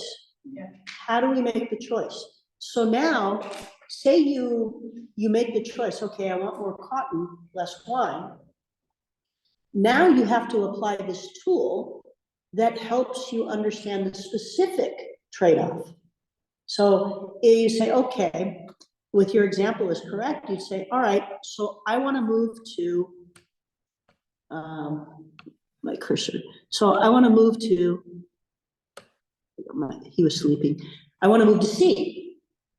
So I know that I can't really move to X, or even if this was a point between, if I'm inside the curve, now I'm inefficient. So in order to reach your goal, and you've given very good reasons, that it makes sense to produce more cotton this year than wine, I know that I either have to go to C, or if we plotted any other point, I have to produce in a combination that allows me to have the right trade-off between the wine and the cotton. Yeah. Very good, very good. And that's what, I mean, that's what that's what this tool allows us. It gives us guidance. It gives us kind of an understanding of how do we meet our specific goal. We've talked about economics being a social science. Yes, we make a decision, but now we have to quantify our production with concrete units, money, costs. And so this is the tool that allows us to make the right decision, okay? So in summary, the PPF is important because it helps us in our opportunity cost analysis. We say we give up 10 units of wine to make 20 of cotton, but now we have to know, in order to realize this trade-off, we have to produce using our resources efficiently. If not, it's costing us money, so then we have to rethink our allocation, okay? And so that's why we talk about the PPF and opportunity cost together, because they really, one needs the other. So now, what we're gonna do, there's two final little scenarios that let's talk through together and see if we can really kind of make a concrete analysis. So here's the first scenario I want you guys to think about. You guys are all farmers, and I thought when I put this lecture together, given all the the protests that the farmers are having in Brussels and here in Italy, I thought, okay, I'll keep with the farm example right now. But let's say we're all small farmers. We manage a small farm, and we have limited land, but we have the option to grow either strawberries or tomatoes, okay? So now we can either grow two crops. We can either grow one, another, or both together, okay? So just kind of thinking between the two, let's kind of start our analysis. What's the first thing we're gonna do to approach this decision, thinking in terms of opportunity cost and the PPF? I actually don't know if strawberries and tomatoes grow the whole year or Oh, you guys are too smart. Let's say we're in a region where they'll both grow at the same time. We're in a region where they both grow equally. But I give you credit. That's a very good way to think about it. So, what would we do?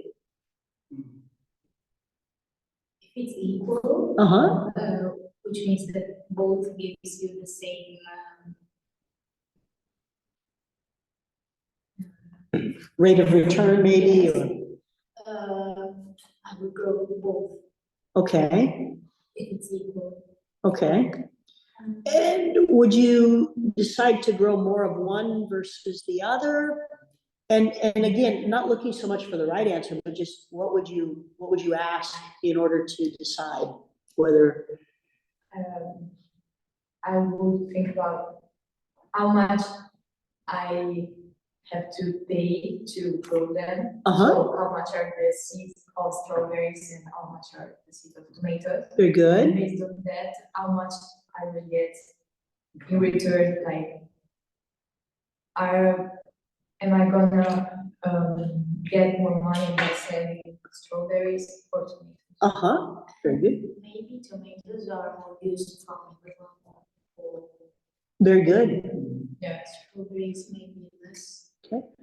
What crop requires more labor?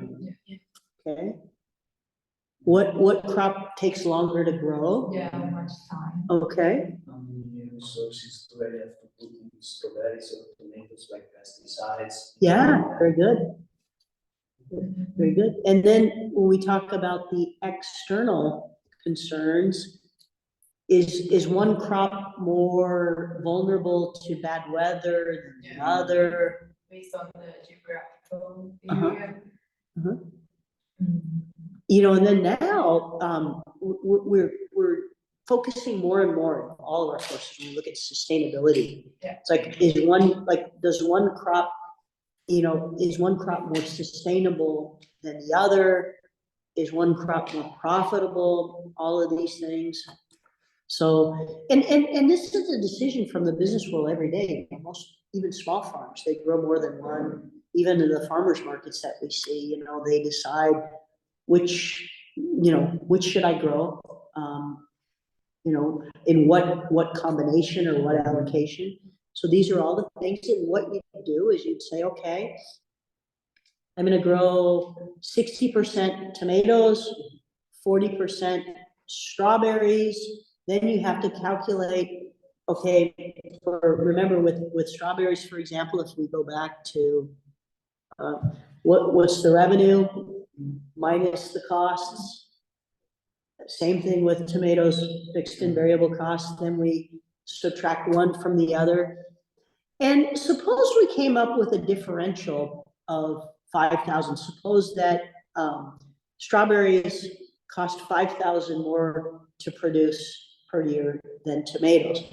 What would we say? Would we say, what would be a reason why we would continue producing more strawberries? Depends on how much you're gonna sell. Excuse me, little allergy. Okay. Usually strawberries are also more expensive than tomatoes. Yeah. So there could be a higher profit margin, very good. And what could be a reason for us to say, maybe we should increase our production for tomatoes? Maybe because of the kind of Safer, more resistant to, Conditions, transports. uh-huh, And maybe we are sure that our clients are going to ask for tomatoes because it's more useful for. very good, outstanding, outstanding. And so, once we make our decision, then we would turn to our PPF, which, you know, in future classes, we'll go into the basics of how the curve is created. And then you say, okay, in order to use our resources efficiently, we look at the curve, A, B, C, and we have to pick a point on the curve that allows us to produce more tomatoes or more strawberries, depending on what our choice is. And then we can use that to confirm that we are efficient with what we have. What would happen if in our decision, we ended up at X? What information would that tell us? If we decided to produce more tomatoes, than if we change wine and cotton to tomatoes and strawberries, if we arrived at X, what would that tell us? If we arrive at X, we are not using our resources properly. Very good, very good. Or we say we arrive at a point in Y, what would that tell us as a business? We are reaching our goals. Yeah, can we produce at Y, or is that beyond what we're able to do? We can't. So if we're outside the curve, that means, yeah. So that would mean if we're planning, we say as a business, okay, we have to adjust in order to make sure we achieve our goal of our allocation, but we're using our resources efficiently. Very good. All right, let's look at our final Oh, okay, you know what, I only had one, I apologize, I was thinking of the two. Let me ask you guys just a quick question. What two products, imagine a business, you own a business, small business, give me two products, like what would be two products your business would produce? Coffee. Coffee and tea, very good. Um,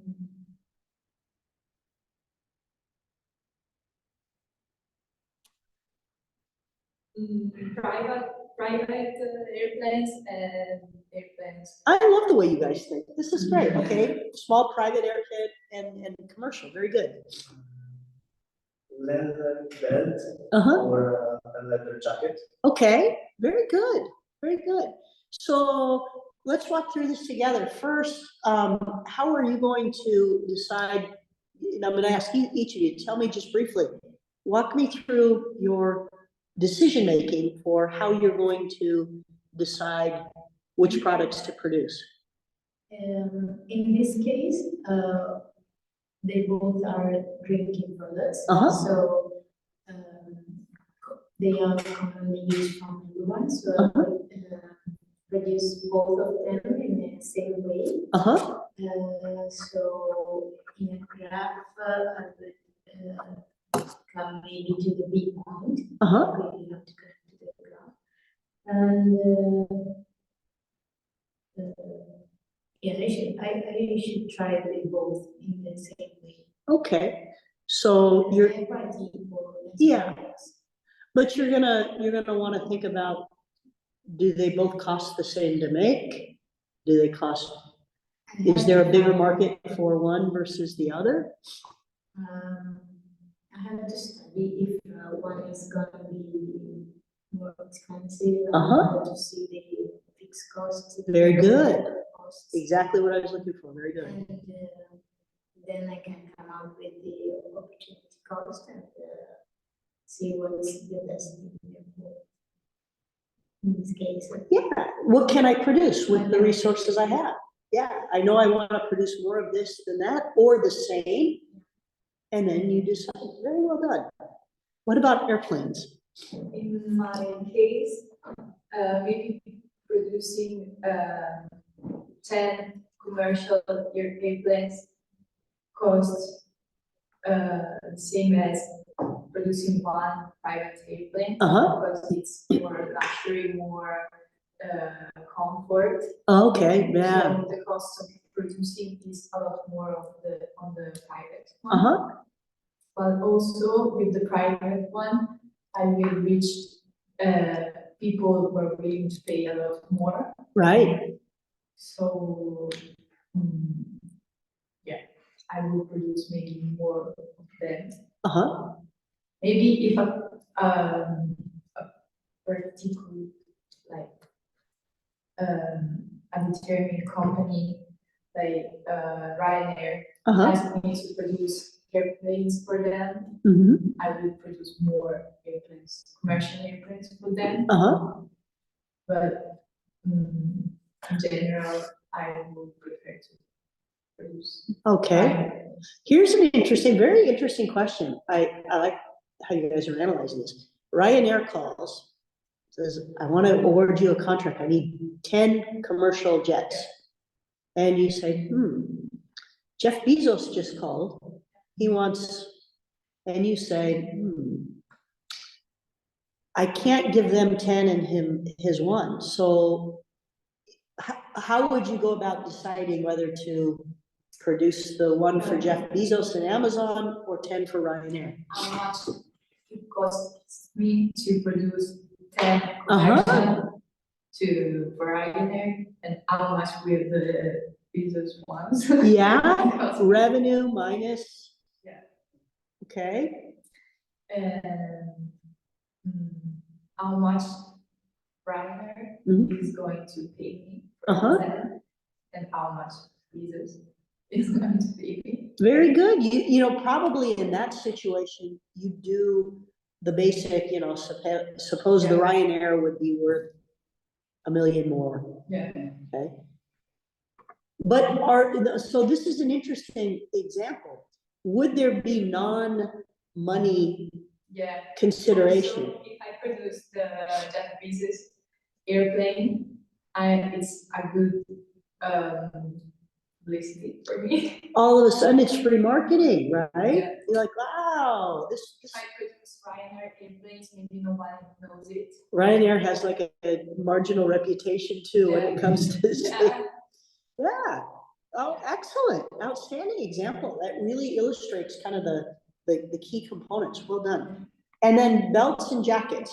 Yeah, so in my case, Mhm. everything was made of leather. Mhm. So maybe I would go like 70% of my.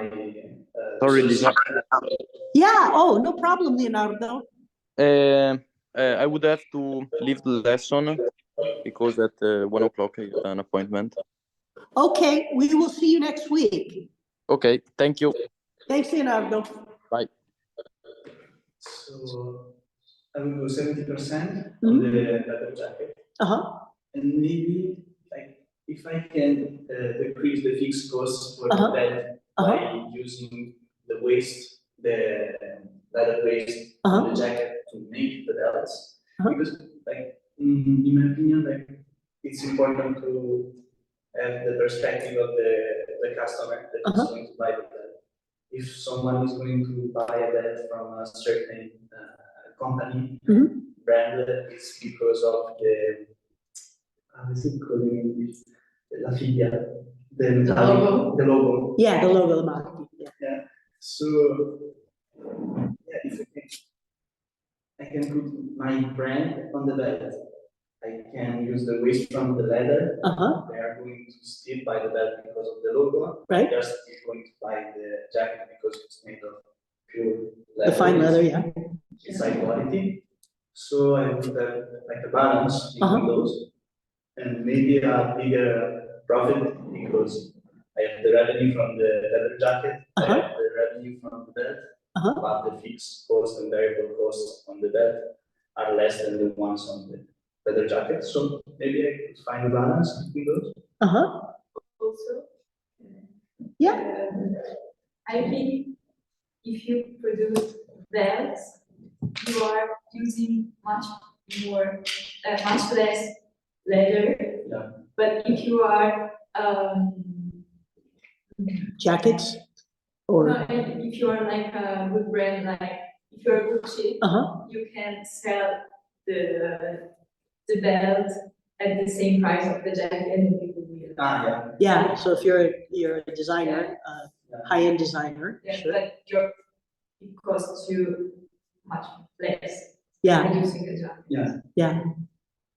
Yeah, interesting. So these are, this is a great discussion from all of you because these are exactly the choices and the factors that businesses have to consider.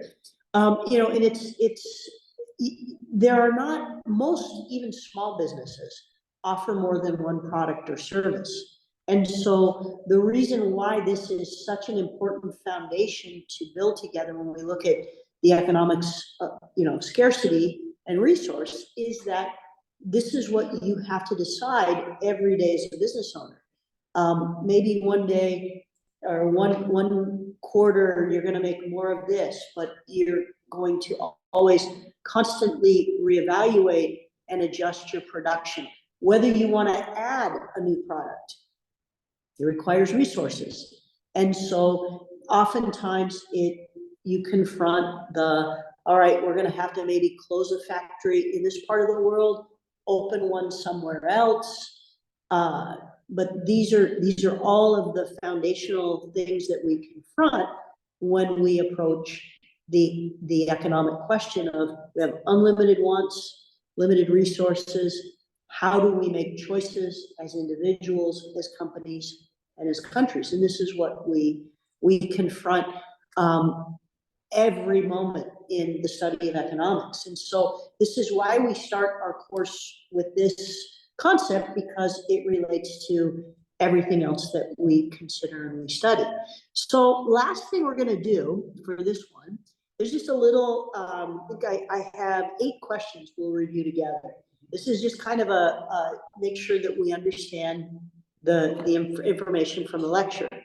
So question number 1, economics is best described as the study of, you have 4 choices.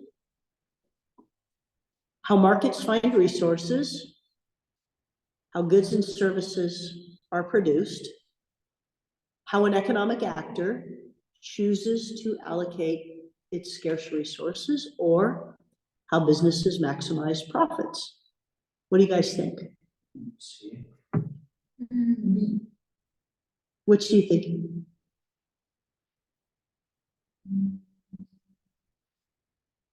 I would say C too.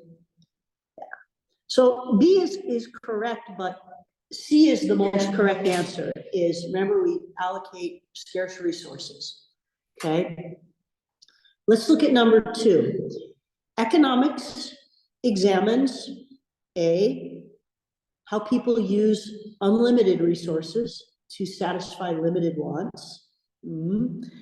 How businesses use unlimited resources to satisfy unlimited consumer wants. How governments satisfy business demand, or how people use scarce resources to satisfy unlimited wants. D, very good. D, those are good. So number 3, scarcity means a shortage of goods, services, or resources. Not having enough of a resource, good, or service to satisfy all wants at a 0 price. The government is spending too much, or there is too much competition in the marketplace. B. A. So the problem, this is why, 0 price, yeah. that's what, A. Okay. A, yeah. Yeah, so shortage, basically, when we say scarcity, very good. How about number 4? Because resources are scarce, but wants are not, government must help businesses allocate resources. Prices of goods and services are high. The government must collect taxes. Or consumers must make choices. D, perfect. Yeah. Consumers must make choices. Very good, very good. Also prices will be high. Yes, yes, that's kind of a consequence. We'll look at that when we get to supply and demand, but you're right. But the fundamental is we have to make choices. Okay, number 5, the continuous economics. The problem in economics is the inability to efficiently use resources, how to supply enough to earn a consistent profit, the inability to satisfy everyone's wants with the resources that are available, or the gap between income, the income gap between rich and poor. C, very good, very good. 6, a government is confronted with the choice of public spending on either education or healthcare. So I'm down in Rome. Should we spend our money on education or healthcare? What is this a decision or an example of? It is a political decision, no question, but this is kind of, we have 2 possibilities. This possibility or that possibility. It's also opportunity cost. Yeah, this one's a little tricky, but the reason why I worded it this way is to show you that even, governments confront the macro problem, which is, it's still a macro opportunity cost decision. We have limited money. Do we support this? Do we support that? Because governments, quite frankly, go through the same process. They're not as responsible as the private sector when it comes to using resources, but okay, final 2 questions. The PPF shows the boundary between those goods and services that can be produced and those that cannot, given available resources. A graph with price on the vertical axis and income on the horizontal axis, or a model that assumes there is no scarcity and no opportunity cost. A, very good. Those are good. All right, final one, and we're almost done. The PPF shows the various combinations of output consumers would like to consume, producers would like to produce, an economy can produce, or an economy should produce. You're right, because we want to be efficient. Yeah. But from the standpoint of capacity, if I'm inside or outside, can produce is a little, but yeah, you're right. I mean, you should, but you're absolutely, so that's kind of, this is what we, if we should say we should increase beyond, we should reach this next target. Very good job, you guys. So just really quickly, on the syllabus, we have just, if you'll just give me a few more minutes, we can go back to,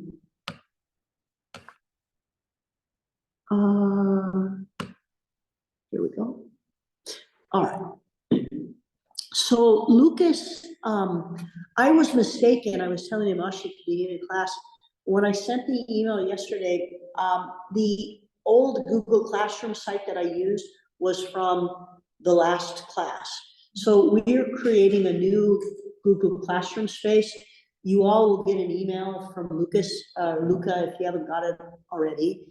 And then that will be our space. So I will post the PowerPoint, the assignments, all the communication. So it's really important, accept the emails so that you're connected to our space for the course.